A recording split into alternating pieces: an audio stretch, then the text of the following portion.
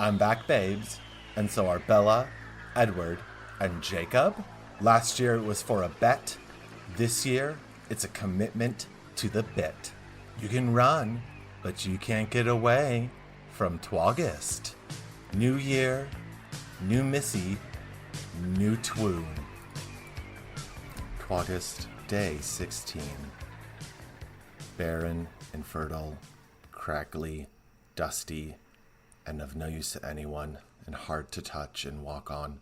No, it's not a review of me, it's a review of the field that Bella is standing in right now, looking down on.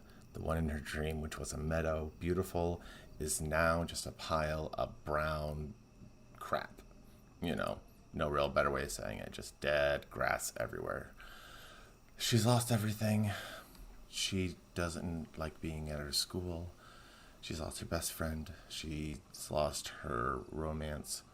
The visions of him are also gone. Let's see what's going to go. What do we get from minutes? 100. Well, not even 100. It'd be minute 60. But from 1 hour to an hour and 4. In 3. A 2. A 1. Boop. Okay, she's looking at it, touching it. And her stomach feels pain. See, this is where I would ask, is she pregnant? But they've not had sex. Oh, shit. There's just another vampire. Laurent is just standing there. Oh. I didn't expect to find you here. I don't know why would anyone. Oh, the Collins house is empty. They're not there. And he's like,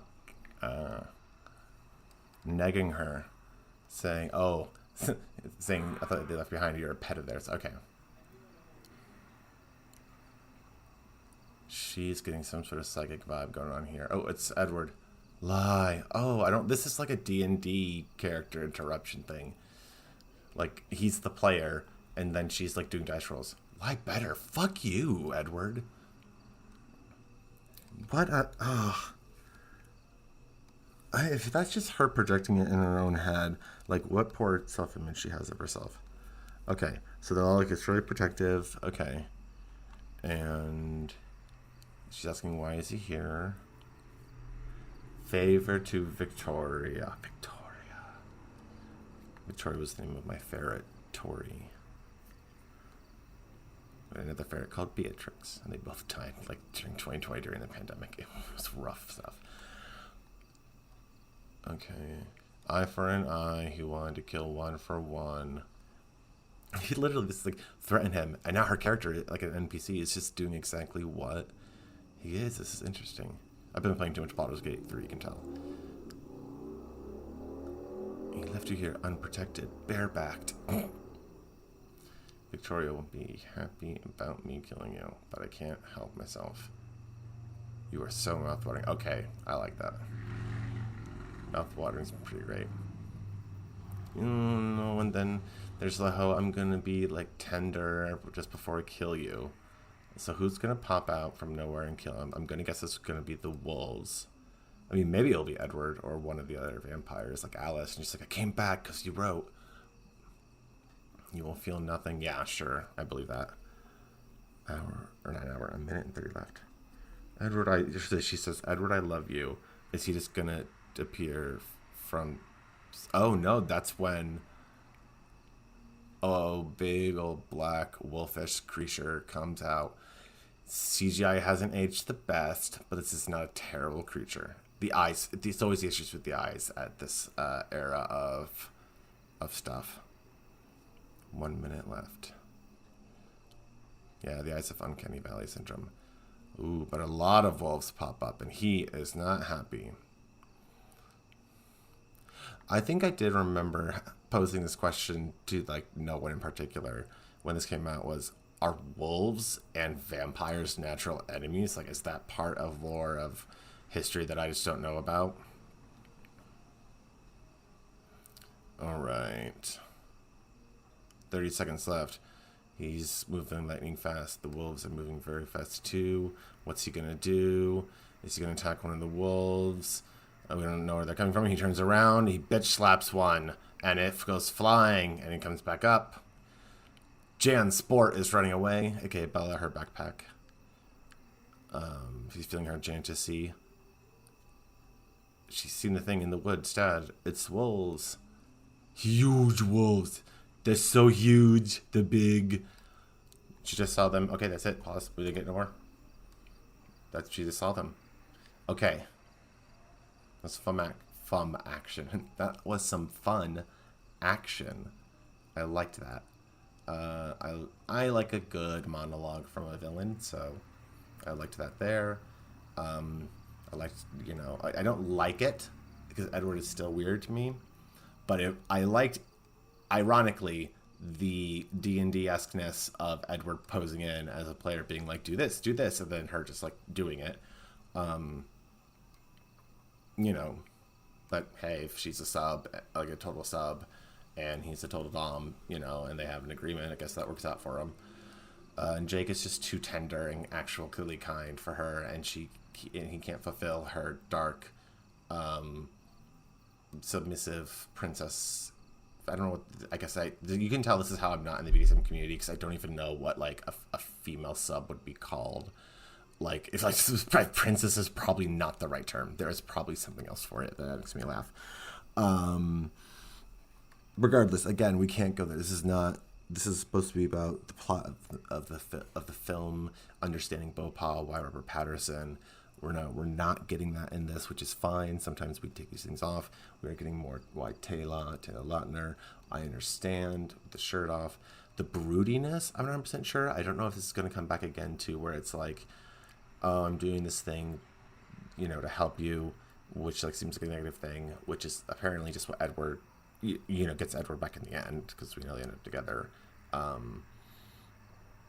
Okay. Yeah, I guess, but I don't know the long-term implications of what just happened. It's not like there's stuff I can connect to in the scene, except for the missing link of the killed hikers, which, we should have connected by now. Was it? We should also count the number of wolves and realize it's very similar to the number of people who are jumping off cliffs or in that pact. I love it because I keep saying pact, and I mean pack, but it also is a pact. That's not incorrect either. So it's, I don't know. It's just very funny that way. I wonder if they have the same root word. I'm not going to look it up, though. And so, yeah, Jacob can't be a lone wolf anymore. He's part of a brethren.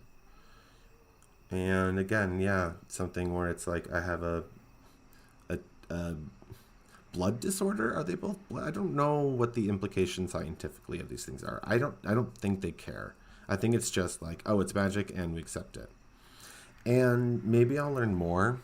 I don't think this is like a True Blood, though, where it's like, oh, these two things exist, and then we figure out other magical things exist. I'm pretty sure there just happen to be vampires, and also there happen to be wolves, and they have always been enemies, and that's it. And it's like North and South, and I use that term specifically because I know that there's a Confederate vampire involved. I can't remember if that's the Doctor or if someone else is a Confederate vampire. We've learned this already, and I've forgotten, or that's coming up, but something somewhere somehow mentioned a Confederate Twilight character, and I was just like, what? Oh, great. That's going to be great to deal with, the implications of that. This is where you can insert the clip from Missed Calls with the Former Randoms, where the Wheel of Fortune answer was Confederate States of America, and we all lost our goddamn minds. The two things that followed it were, oh God, it was Muhammad, I can't remember who it was. Okay, it was maybe Elijah Muhammad. Yeah, whoever was the founder of the People of Islam, and ordered the assassination of Malcolm X. Like the next one, I'm like, Jesus Christ. And the last one was like something and something name, the same last name, or same name, I think is the name of the category.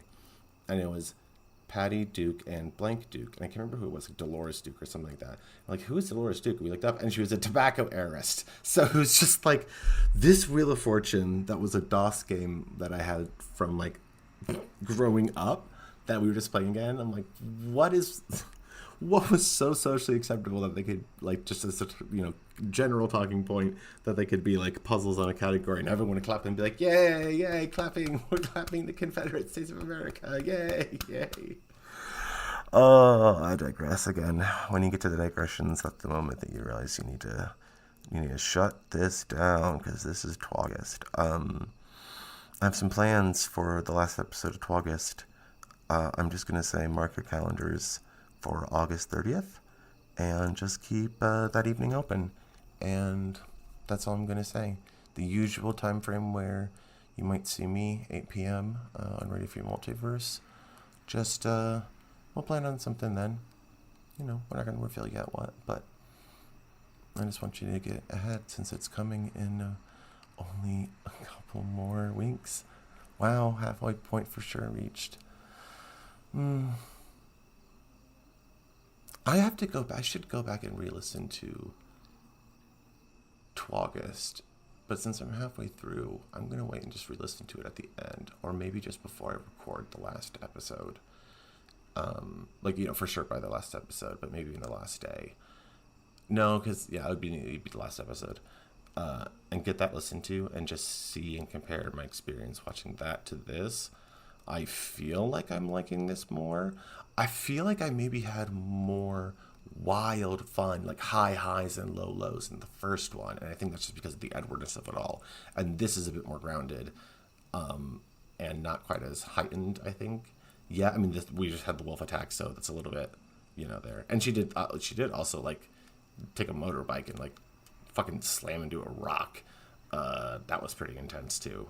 So, and that movie date, oh man, that was even more intense. Like, the motorbike things, like, made me uncomfortable, but man, that movie theater scene scared me because the social pressure of teen norms and awkwardness. Like, even I, a homeschooler, had hand holding moments of like, oh no, I don't know what if this is going to be happening or intention or not. Okay. August end for today. Tomorrow, hour to, how do I should say this? An hour and 4 minutes to an hour and 8 minutes. I took my melatonin earlier, so I'm definitely starting to shut down. That's the other reason this is ending too. Oh, thanks for listening. We are going to be here tomorrow. Bye-bye.